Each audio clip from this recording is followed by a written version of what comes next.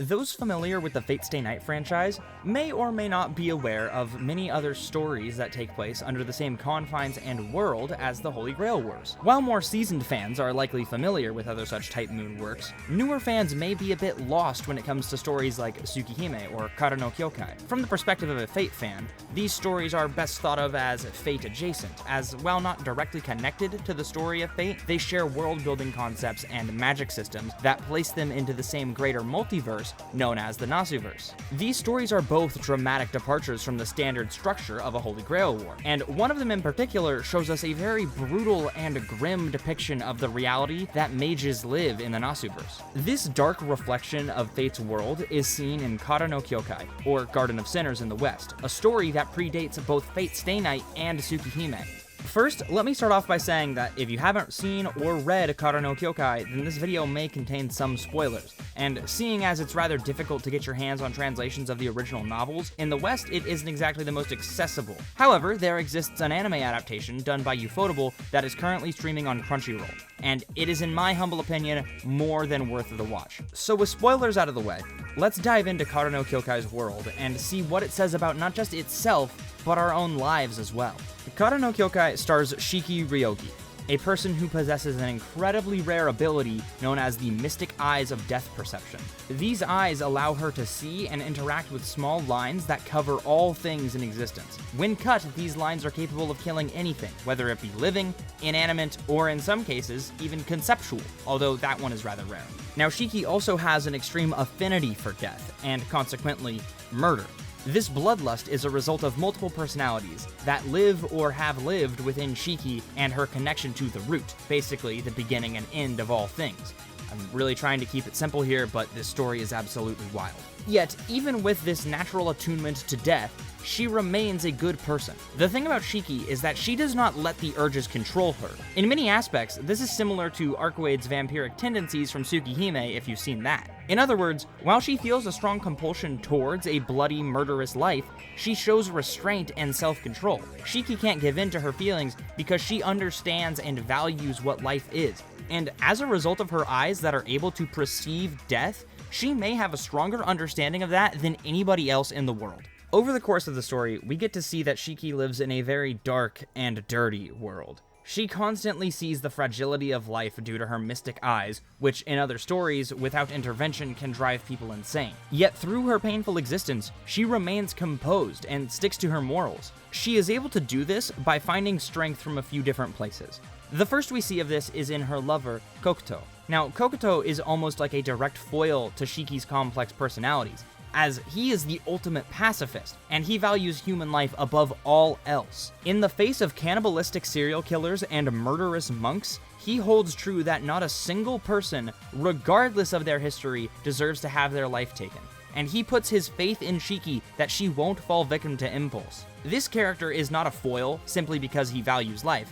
In fact, that's perhaps one of the only few traits that they have in common. What makes him such a good counter to Shiki is that he represents all of the good in life that she has been robbed of. Shiki has always been living a painful existence, standing on razor's edge, trying to control her taste for death. But when Kokuto's around, she can feel something new: love. This is exemplified best early on in the story, when one of Shiki's three personalities admits to Kokuto that for the first time, that personality was able to feel something other than a lust for murder. Kokuto is central to Shiki because they complete each other. Shiki, for perhaps the first time in her life, feels human kindness and unconditional love, and that inspires her to live a normal life. But Kokuto isn't the only character who gives us lessons on the value of life. Another character who gives us an interesting take on these themes is Shiki's grandfather, who appears for a total of one scene. He says to Shiki that a person can only kill another person once. Upon first inspection, this quote seems demonstrably false, as after all we see plenty of murder in the show that would indicate otherwise. But obviously, this quote isn't meant to be taken at face value. What he means by that is that a soul cannot bear the weight and pain of taking a life more than once, and those who commit multiple killings are subsequently no longer human in nature, instead being more akin to animals or predators. We see this personified by characters like Soren Araya and Leo Shirazumi, who both are presented as inhuman monsters that prioritize their obsession and their bloodlust above all else. For Soren, it's in the name of reaching the root. Remember, that's the origin of all things, and finding peace of mind. For Leo, it's a surrender to his most basal instincts and bloodlust. These villains demonstrate perfectly what Shiki's grandfather said by being completely removed from anything even close to human. Soren is a being that has lived for over 300 years and has gone mad from witnessing an unknowable amount of death. This leads him to search for meaning in death by causing it over and over in an attempt to reach the root where he can bring about the ultimate end of humanity to find meaning in its suffering. This person no longer even looks human, as his massive, foreboding appearance is unlike the more slim and fluid character designs of the rest of the cast. I would compare it to a rock amongst a flowing river. While all the other characters seem slim and light on their feet, he gives an aura of permanence, and that's directly connected to his origin, but I won't get into lore in this video. Leo similarly sports a design that is unlike other humans in the cast.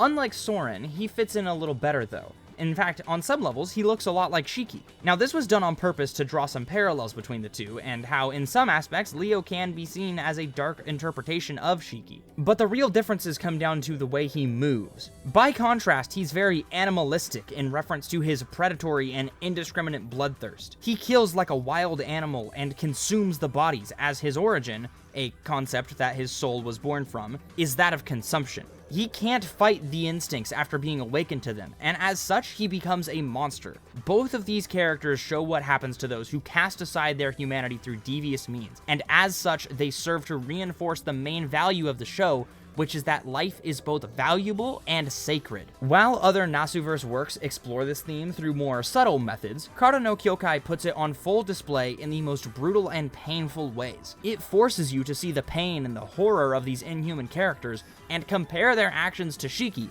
who at first seems to be no paragon, but is revealed to be more virtuous than she lets on. While she still does feel the compulsion from her other personalities and her connection to the root, she constantly is at odds with those feelings, and ultimately, she's able to live a happy life and have a child with Kokuto. I believe her ending is one of the most satisfying and happy endings that a character like her can have. Even though she faces immeasurable pain from both inside and outside, through love and determination, she is able to overcome it and live a respectable life for both herself, Kokuto, and their child.